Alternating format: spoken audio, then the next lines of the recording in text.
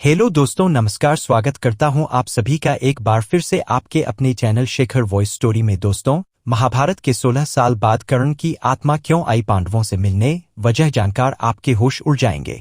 आज हम आपको महाभारत से जुड़ी एक अद्भुत घटना के बारे में बता रहे हैं, जब महाभारत युद्ध में मारे गए समस्त शूरवीर जैसे कि भीष्म, द्रोणाचार्य, दुर्योधन, अभिमन्यु, द्रौपदी के पुत्र कर्ण, शिखंडी आदि एक रात के लिए पुनर्जीवित हुए थे। यह घटना महाभारत युद्ध खत्म होने के 16 साल बाद घटित हुई थी।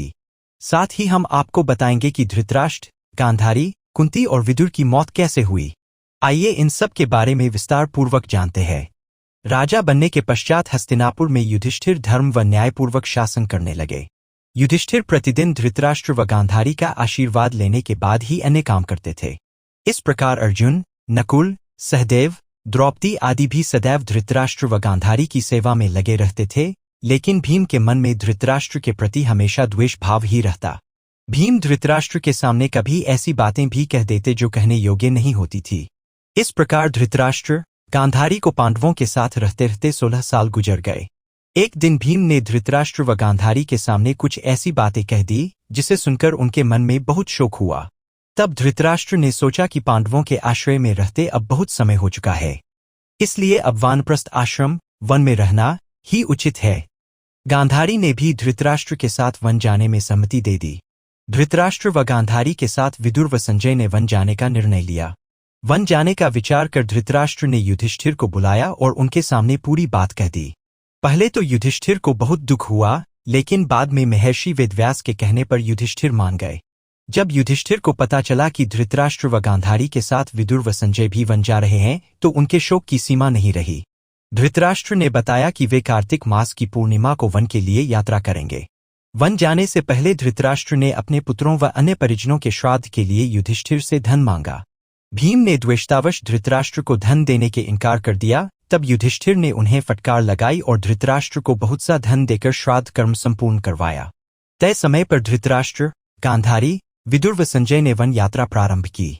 इन सभी को वन जाते देख पांडवों की माता कुंती ने भी वन में निवास करने का निश्चय किया।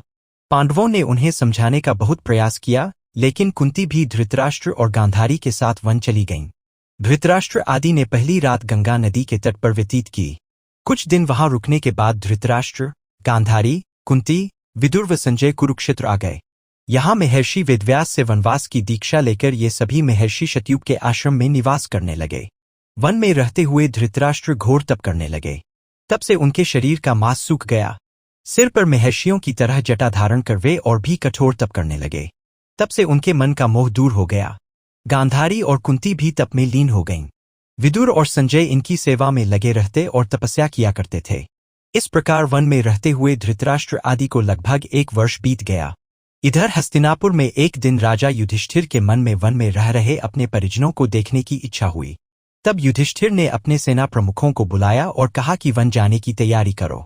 मैं अपने भाइयों व परिजनों के साथ वन में रह रहे महाराज धृतराष्ट्र, माता गांधारी व कुंती आदि के दर्शन करूंगा।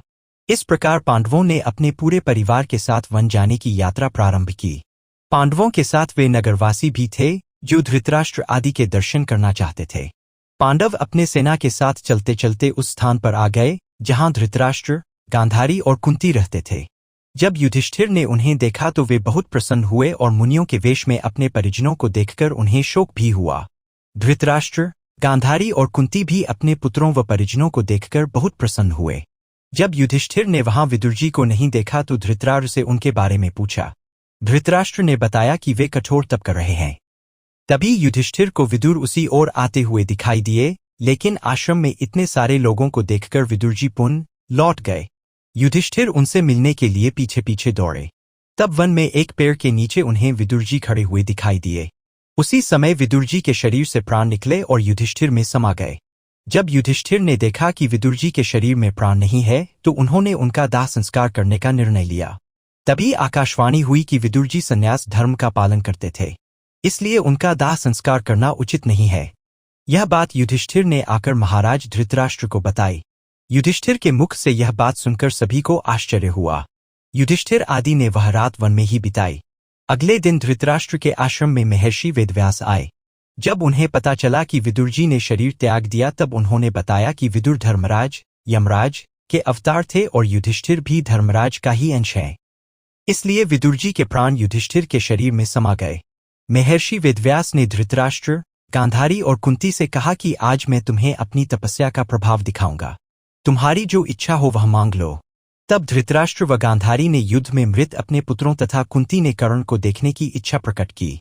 द्रौपदी आदि ने कहा कि वह भी अपने परिजनों को देखना चाहते हैं। महर्षि वेदव्यास ने कहा कि ऐसा ही होगा। युद्ध में मारे गए जितने भी वीर हैं उन्हें आज रात तुम सभी देख पाओगे। ऐसा कहकर महर्षि वेदव्यास ने सभी को गंगा तट पर चलने के लिए कहा। महर्षि वेदव्यास के कहने पर सभी गंगा तट पर एकत्रित हो गए और रात होने का इंतजार करने लगे।